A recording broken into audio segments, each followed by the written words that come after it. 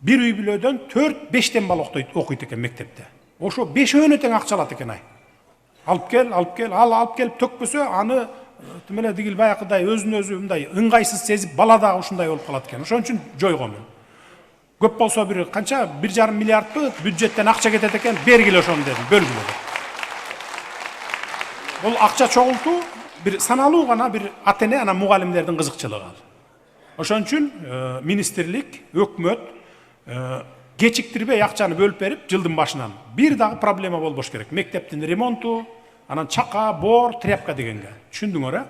Эгерде кимде ким дагы чогултуп атканын билсем, мен киши жиберем дагы жазалайбыз. Тиешелүү жазасын беребиз.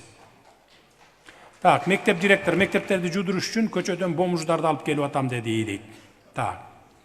Бул боюнча эми баарыбыз эле ушу жерде тең курактуу экенбиз, мектептерде окуганбыз.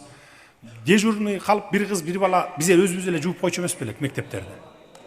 Өзүбүз эле жуучу элек го, деге уборщицасы жок эле. Уборщица жана 1-2 класстардыкын эле жуучу бизден, мен эсимде бала кезимде.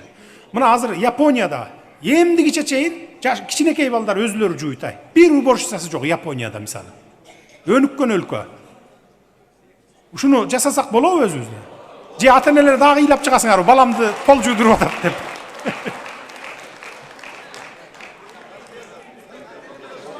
Ушул жагын карашыбыз керек экен. Министрлик уюштургула ушул жагын, уюштургула да карагыла.